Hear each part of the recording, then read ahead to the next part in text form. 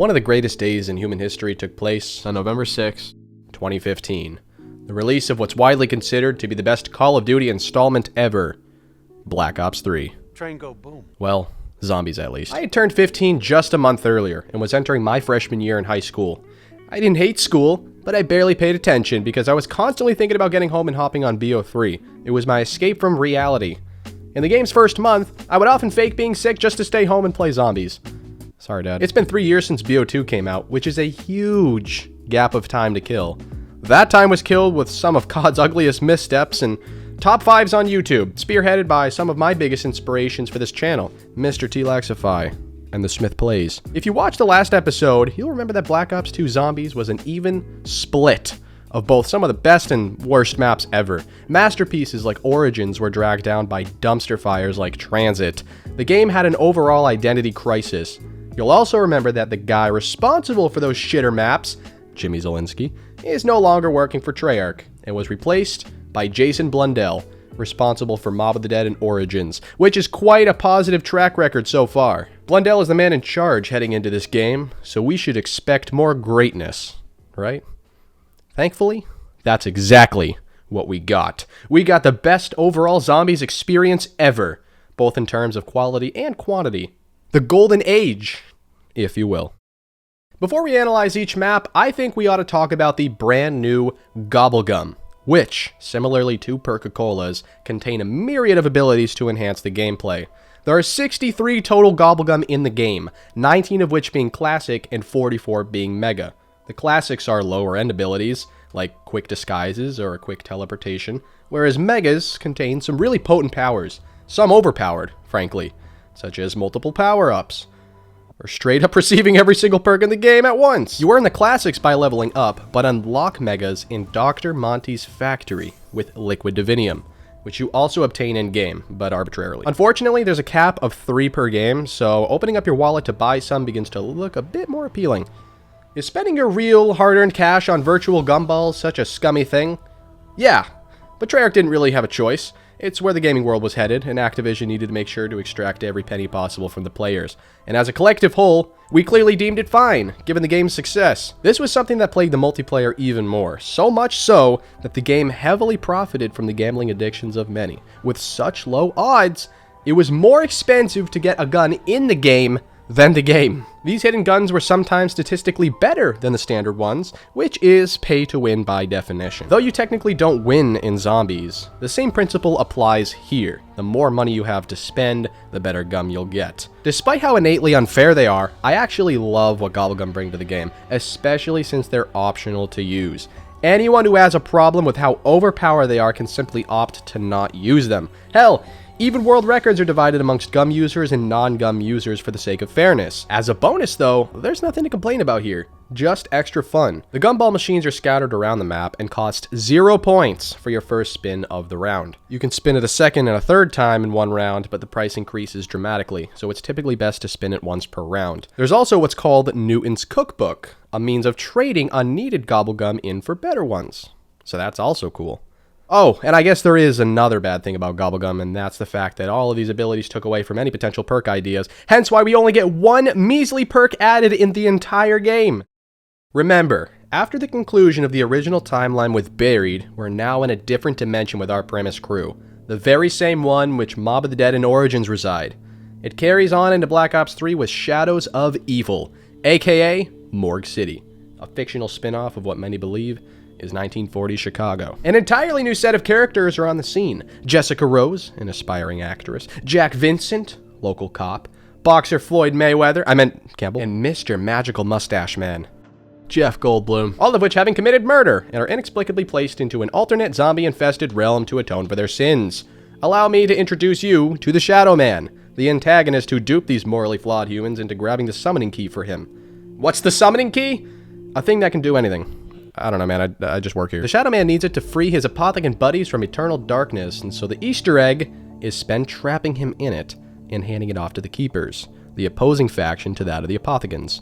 The good guys, if you will. Hold the fucking phone again. What are Apothegans? They're giant squid-looking monsters dreamt up by this fella that were originally the Keepers, but were corrupted by the Dark Ether, opposite of the regular Ether. fucked up. They were banished there and are now trying to take back control of the universe. So we're here to help the Keepers. Until Richtofen swiftly yoinks it away for his own purposes. More on that later. That was all a fucked up mess, huh? It's precisely why so many people hated this map at launch. It simply confused everyone. And when our tiny monkey brains don't understand something, we tend to feel immediate fear and disdain. The Call of Duty Squid Warfare memes were real. Tentacles were everywhere and hope was low. It also didn't help that in order to pack a punch, you had to complete 4 lengthy, tedious rituals, each in different sections of the map. Each character has their own respective district. Jessica at the strip club in Footlight, Floyd at the gym by the waterfront, Jack by the Ruby Rabbit and canals, and Nero by Spawn. We've seen this format in the past with maps like Shinonuma, for example, which is a central hut branching off into 4 different areas. Each district contains its own respective perk, which changes randomly from game to game, parts, guns, etc. Connecting all 4 districts is a trolley and multiple teleporters for convenient transportation. When it comes to powering up the map, Shadows of Evil takes a similar approach to Mob of the Dead's Afterlife. In this case, Beast Mode, which instead of flipping a singular power switch forces you to charge each individual thing, which actually isn't as bad as it sounds given you can also revive players and move around much quicker. Though routine heavy, developing the routine won't take long, and you'll soon learn how beautifully this map flows together, like Blundell's maps of the past. While we're talking tentacles, let's take a glance at these boss zombies. First and foremost, the Margwa, a 3-headed tank boss that increases speed with each destroyed face. This may shock you, but the Margwa is my single most favorite boss zombie ever, as its presence isn't suffocating, and it also rewards you handsomely in death with 1500 points, a power-up, and a piece for the Wonder Weapon. The creativity and perfect fit also makes me appreciate it, but please, don't get it twisted. This motherfucker is still dangerous. Miscellaneous boss zombies include Parasites, the airborne equivalent of Hellhounds, Meatballs, they have a real name but nobody knows or cares, and the Keepers, who are really homies, but they don't know that yet because we're technically still fighting for the Shadow Man at this point. Overall, a really fun bunch of bosses, and really unique as well. The same thing applies to the Wonder Weapon variety. The ray gun is still alive and limping, but hardly counts at this point anyways. The Apothicon Servant is the real deal though, as you essentially get 10 black holes that destroy everything in its vicinity. The ammo count leaves a lot to be desired, but I'm pretty sure there's not another wonder weapon out there that is more effective, to be honest. And remember, there are several GobbleGum that can instantly fix this issue, perhaps at the cost of some dignity. There's also another really cool wonder weapon, or should I say specialist, and that's the Apothicon Sword. These new specialists are like that of the multiplayers, but require you to complete a quest to earn it. It's a completely optional, yet super helpful bonus to pair with an already spectacular wonder weapon. It's additions like these that add up, and make for an overall greater experience than any other Zombies installment out there. There's more and better content than ever before. I didn't even yet mention the Civil Protector, who assists you and can even revive you in solo. The ample pods around the map containing helpful handouts, Lil Arnie's, a far superior addition to Monkey Bombs, or the brand new perk, Widow's Wine, which for a hefty fee of 4,000 points grants you Spidey's senses, both for throwing and absorption, as it bursts and holds all nearby zombies still for an easy escape. It costs a lot, but is arguably the best perk of all time, right behind Jug, since it basically gives you 4 get-out-of-jail-free cards each round. It's an amazing perk, but is unfortunately the only perk we receive in the entire game. I know, depressing. Maybe if Activision didn't shove oppressive microtransactions into the game, we would have more perks. Other huge changes to BO3 at large are the new weapons kits, allowing you to customize your weapon with skins and attachments, and a double upgrade system that grants you an alternate ammo type for 2,500 extra points. It recharges every 10 seconds or so, and infinitely kills, making virtually any gun you slap it on as good, if not better than actual wonder weapons. Which on one hand makes the game significantly easier, but allows players to achieve high rounds in a whole new way. Shadows of Evil is an absolute masterpiece, overflowing with content. Between all of the new, outstanding features, like Easter eggs, likable characters, and overall map design, this map hits it out of the park. It's Treyarch's proudest piece of work. It was initially disliked by a casual community, but aged like the finest of wine and grew on people to the point where most would consider it a top 5 of all time, if not the very best. The creativity and innovation is matched by only a few select maps ever, and they're also considered the best of the best. There's no other way I would have liked to start this phenomenal game than with such a masterclass experience, the beautiful Morgue City.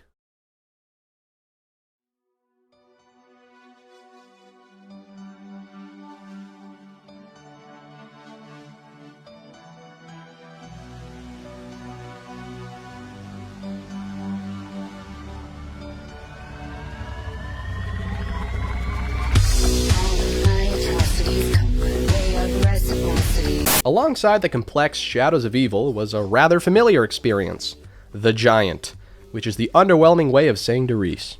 It's a throwback to World at War and Black Ops. The third iteration of this Group 935 facility is a pure remaster, of course with significantly better graphics and a much smoother engine.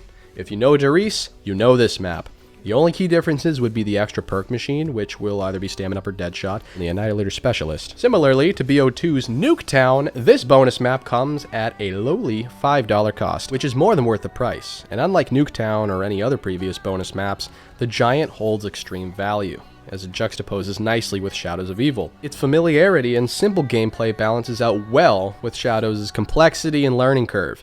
It matches the same launch duality as Keynote or Toten in 5, for example. The two maps side by side open the door for all players to get involved, hardcore and casual, which is really why this map is so important. The revamped story also helped carry this map beyond its predecessors. Ultimate Richtofen is met by his Primus self, who puts a hole in his head and absorbs his soul with the summoning key he stole earlier.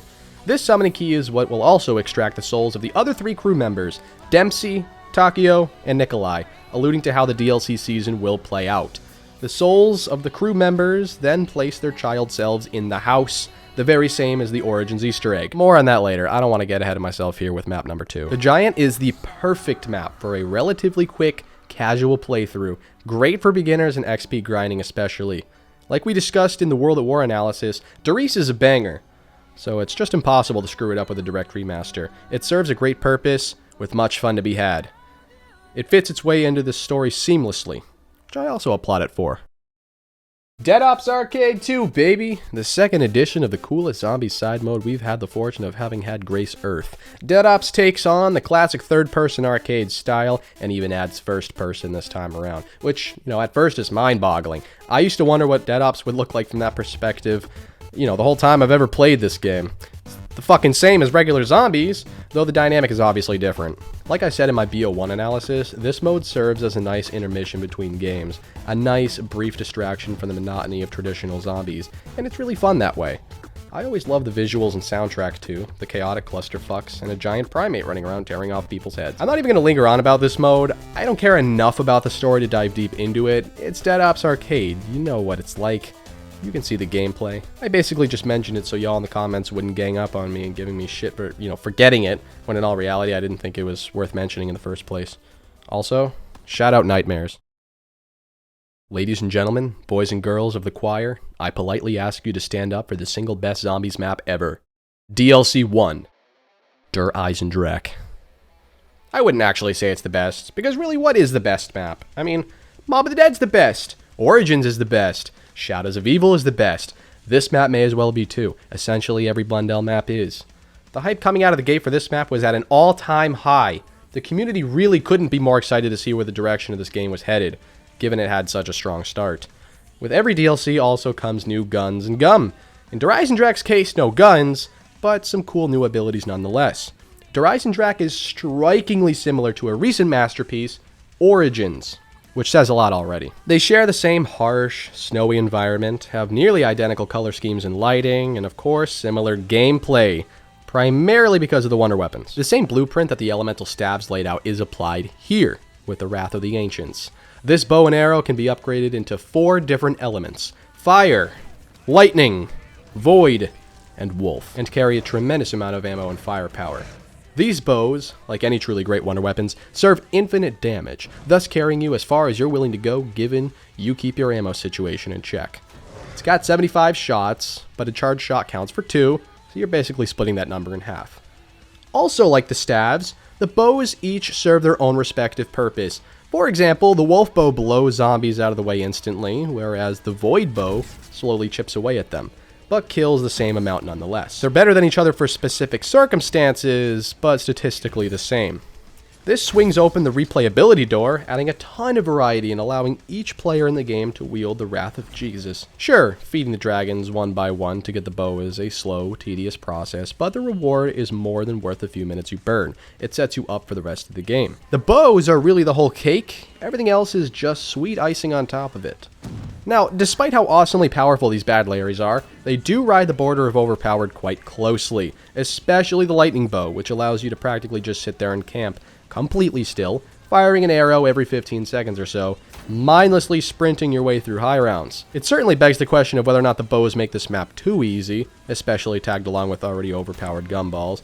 And so that argument could certainly be made, but I would argue double Pack-a-Punch already makes the map infinitely easy, so why should it matter? And it should be mentioned that there are attempts to hinder such power, including the return of Mr. Insufferable himself. The Panzer Soldat's back, this time with a shock charge and a flamethrower. He's super easy to kill when fully strapped, but proves to be a legitimate threat, especially when caught off guard.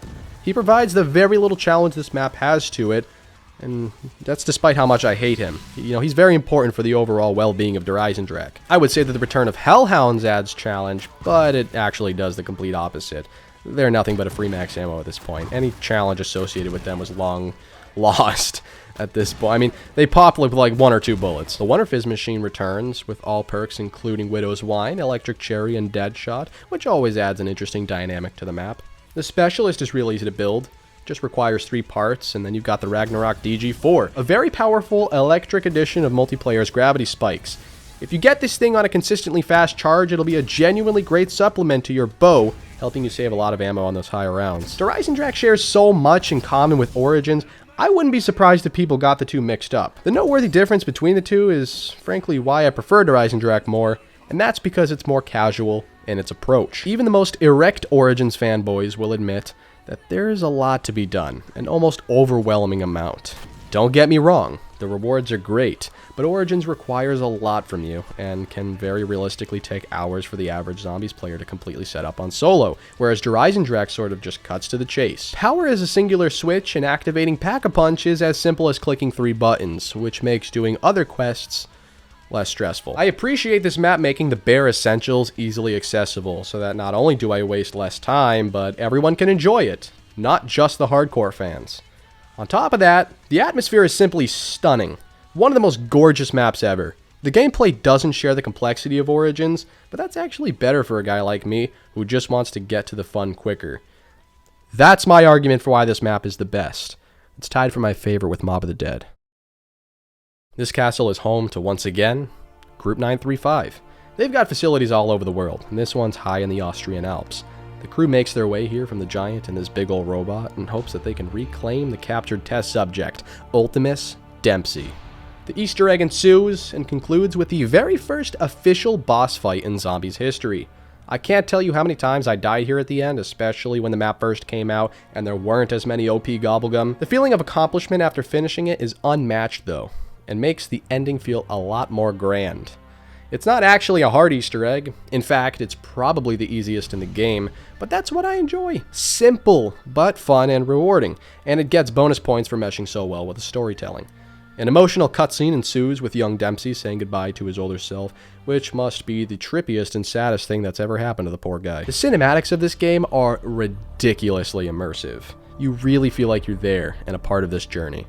You feel the bond developing amongst the crew as they watch each other kill their former selves, which provides a bigger sense of unity than ever before. We're all in this journey together, the players and the characters. Unlike previous installments, we have a fairly good idea as to where we're headed next, given what's happened so far, to extract the soul of either Takio or Nikolai. This phase of the mission is complete though, and so we move on from the Iron Dragon.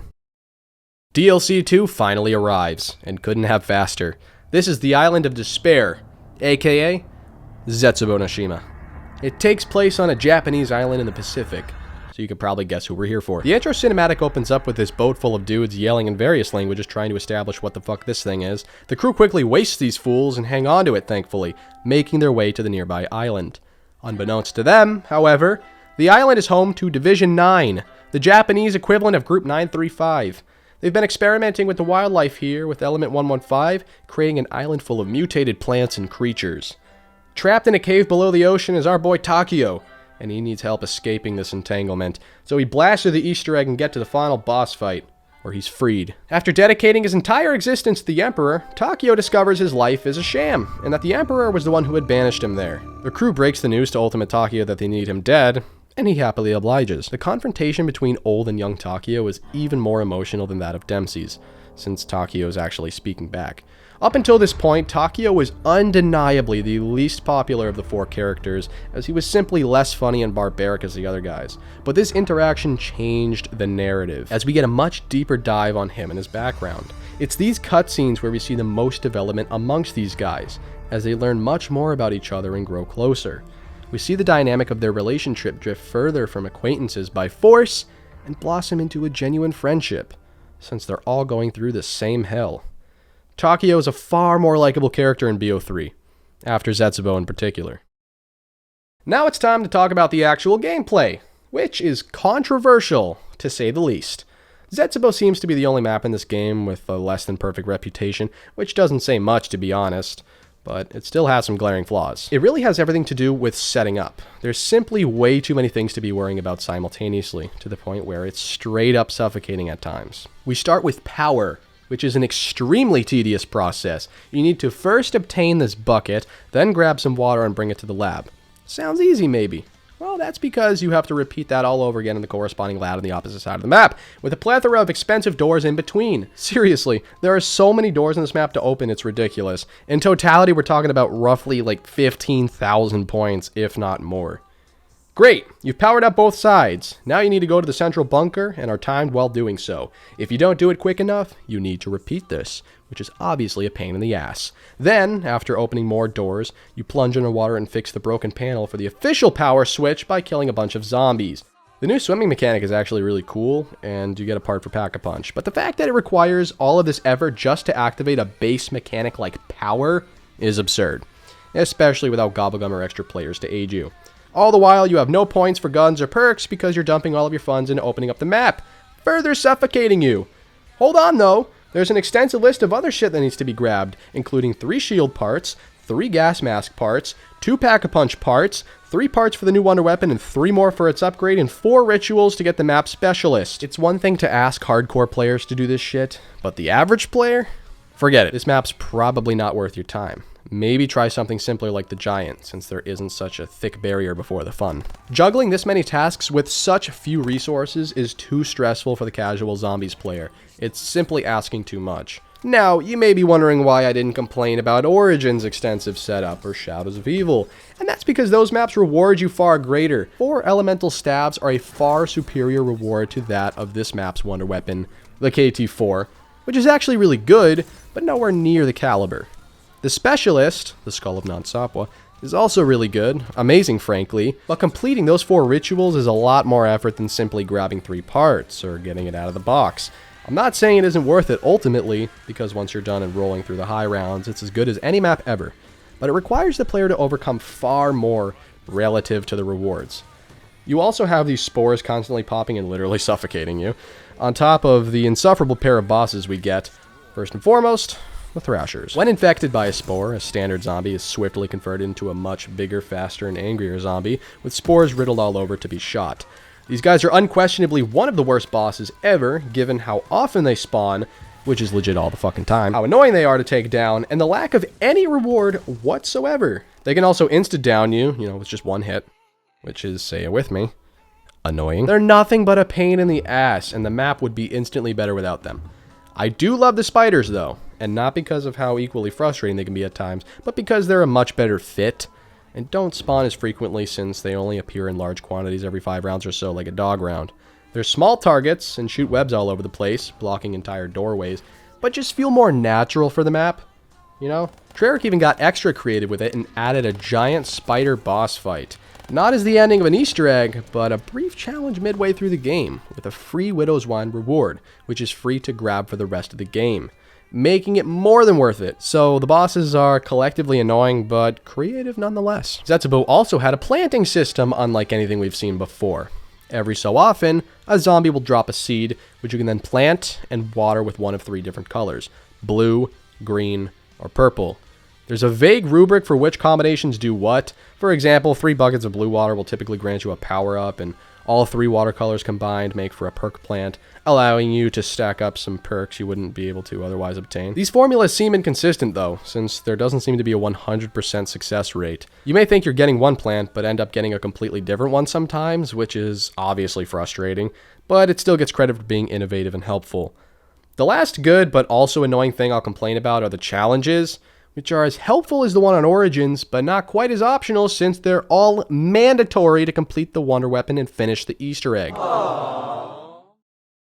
Despite all the problems Zetsubou has, I still regard it as one of the best ever, though arguably the weakest in a game full of nearly flawless maps.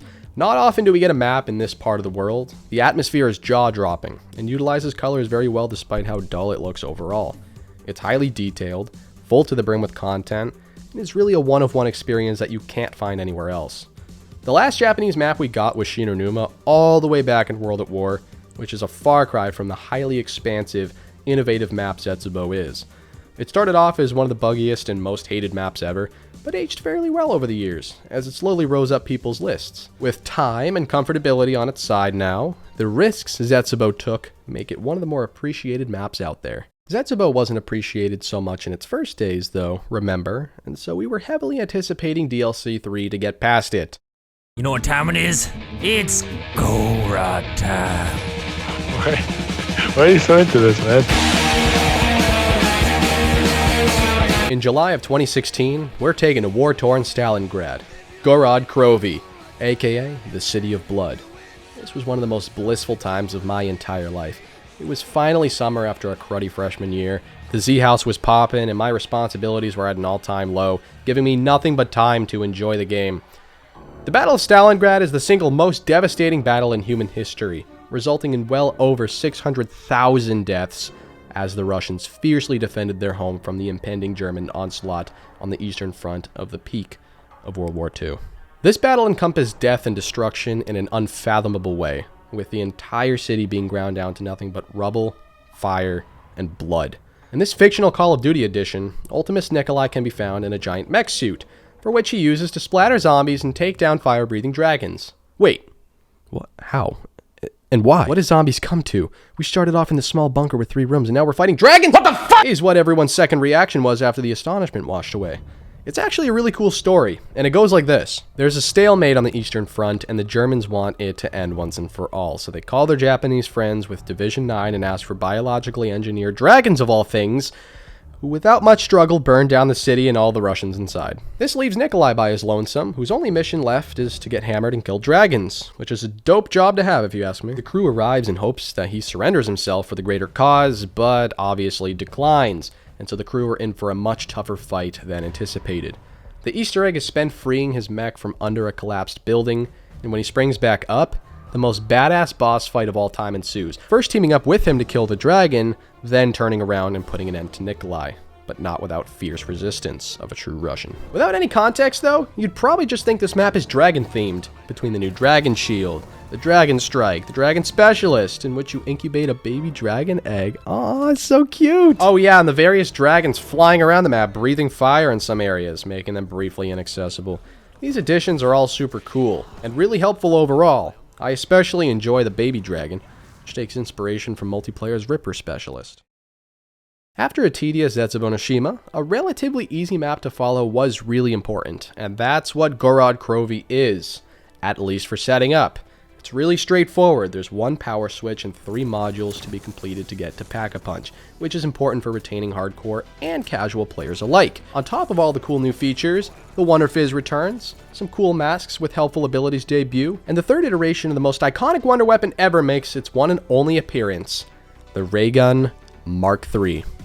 It's dual wield, the left stunning, the right beaming, and both executing. This gun will keep you remarkably safe, especially when camping, but unfortunately doesn't quite have the firepower to take you far. Only the first 60-70 rounds. So while the beginning is very easy, the rest of the game can be quite challenging, especially when you have giant drones all over the place shocking you and occupying tons of space, or Brutus ripoffs blasting you with their hand cannon. I actually don't mind the Manglers. They're your stereotypical tank boss, but yeah, those Valkyrie drones can go fuck themselves. I think my big takeaway from Gorod, if there is one, is how much of a throwback map this feels like. Not only in terms of atmosphere, but the gameplay as well. The wonder weapons in the box again, the 3 modules are the equivalent of, the 3 teleporters or 3 lunar landers. You find yourself in the thick of the gameplay much sooner than previous BO3 maps that make you check off a 15-part chore list. The theme is one of the most unique and badass out there. It encompasses what seems to be the universal favorite of the crew, Nikolai Belensky, the rampant drunk who always put a smile on our faces growing up.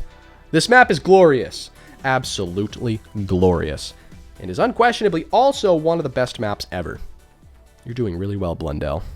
I'm sure you will be forever. After months of fiery fun, DLC 4 is finally at our doorstep. Revelations. After securing all 4 souls of the Ultimus crew and the summoning key, Maxis, who we see for the very first time in the flesh, unwittingly releases the Shadow Man that was trapped inside, who then releases his Apothicon brethren from the Dark Ether, fulfilling his ultimate plan. It's around this time we're introduced to Dr. Monty also, who, long story short, is the leader of the Keepers, the opposing faction of the Shadow Man. The two have been trying to eliminate each other forever now, and our characters are here at the end of it all to help Monty. And when I say help, I mean he sits on his ass while the crew completes the Easter egg and kills the Shadow Man for him. The map takes place in outer space on fragments of previous maps, including Nacht, Verrückt, Kino, Shang, Mob, Origins, and Eisendrache. The whole concept of this map is basically just one final hoorah. One final trip down memory lane before the end of Zombies. It totally ended. For the first few weeks, this effect was super potent, but it didn't take long for the nostalgia boner to dissipate, and for us to realize that it's essentially a giant recycling bin. Before we go over the long list of returning features, let's go over the new stuff. A handful of guns and the new Furies. Otherwise, everything else is a returning feature in one way or another. The wonder weapon list includes the Apothicon Servant, which you can at least upgrade this time around, the Thunder Gun, Lil Arnie's, Ragnaroks, and the Dragon Shield. The boss zombie list consists of the returning Panzer, Spiders, Parasites, Keepers, and Margwa, which are different colors now. And there are only 2 new authentic pieces of the map, Spawn and inside the Apothecon's belly with Pack-a-Punch. That's it. No new perks, no new wonder weapons, and very little original design makes this map highly unoriginal and somewhat underwhelming. The other problem is it's too easy. I mean, just listen back to the wonder weapon variety. It's ungodly. It's genuinely difficult to die with one of these, or especially multiple of them. The boss zombies themselves are pretty beefy, which kind of level things out, but not enough. A mind-numbingly easy map with no originality is no recipe for a great map, and that's why I don't think it is. But I do think it's good, and does serve one purpose. Pure fun. Revelations, whether it was intentional or not, was purely designed to have a fun time, which is why lots of people are willing to give it a pass. Sure, it's OP, but who says OP can't be fun? With all of those GobbleGum and resources, living until the game inevitably crashes at round 255 because the engine can't handle it anymore can be a heap of fun, especially since those boss zombies keep you on your toes. I personally use Revelations either as a warm-up game or for, laid-back conversations with friends, since the gameplay doesn't require you to be on the edge of your seat. And as far as the lack of originality goes, I think it could have been much worse had they not done such a good job blending it all together and packing it full of detail and proper spacing. But since this map does all the little things right, it ends up being an unoriginal, yet fun map. It's a little too easy for my taste, but at least the bare necessities are also easy to obtain, as the 4 power generators connect to opening Pack-a-Punch, conveniently combining the two. The other controversial piece of Revelations is the rather anticlimactic ending. The build-up all throughout BO3 was so intense, it set up such astronomical expectations that there was no real way the ending would have satisfied bordering an outright war against the Apothicons, which we got, maybe just a Walmart brand. I mean, the Apothicon hordes we've been meaning to slay are here, but they're really just a collection of Margwas and other miscellaneous bosses. The final boss fight itself is far less of a boss fight, and just more of a disappointment, as you fight for a few minutes, then sort of just shoot the Shadow Man backwards for a couple seconds and then obliterate him. Monty then tries to discard of the crew we've come to know and love so intensely like a used tampon, until he decides to just send them elsewhere. Recognize? It was a pretty underwhelming way to end a decade of zombies, a decade of blood, sweat, and tears. And keep in mind, there was no BO4 announcement. We perceived this as the very end at the time, which amplified that shitty feeling. So while I won't sit here and tell you that Revelations is a bad map, it certainly had its fair share of critics, myself included. There's very little real substance to talk about with this map. It was more or less a pretty bow tie ending. not the epic conclusion we'd foolishly hoped for. In a vacuum, this map is actually good, but in the context it was in, it was rather disappointing. Thankfully, that wasn't actually the end of BO3 Zombies. Despite an all-around amazing game, the community wasn't totally satisfied with the way it all ended, and completely unbeknownst to us, Treyarch was already working on DLC 5, Zombies Chronicles. For reference, no other Zombies installment up to this point had ever had a DLC 5. They all typically had 4 DLCs on top of the base game, but this time it would be different. On May 11th, 2017, the trailer for Zombies Chronicles released, and the community was completely dumbfounded, completely convinced that we had basically spoken this DLC into existence. But nope, it was already a long time coming. Zombies Chronicles was a package of 8 remastered all-time classics, including Noct, Verrucht, Shino, Kino, Ascension, Shang, Moon, and Origins. These maps were pure remasters, meaning no design changes were made, just graphical upgrades and BO3 mechanics. To be able to play these throwback maps on a modern engine with GobbleGum is a real treat, and for only $30, which sounds like a lot until you realize that that's actually the cost of 2 maps. Whether or not this was a last-second throw-in or planned from the very beginning, the extra content would last us several more years on top of how excellent the game already was, solidifying what was arguably the greatest Zombies game ever into the undeniable GOAT. Having an excellent balance of quality and quantity. This is one of those things that Treyarch totally didn't have to do, but did anyways out of the love of the craft and the community. Plus it makes Activision a fuck ton of money. In total, BO3 Zombies has 14 maps, 63 GobbleGum, and endless fun to be had, with a large enough variety that it's impossible for you to not enjoy something. Many might argue that it was at this point that Zombies was becoming too complex and that the story was getting out of hand, which I think is true to some degree. But it's the absolute peak of Zombies.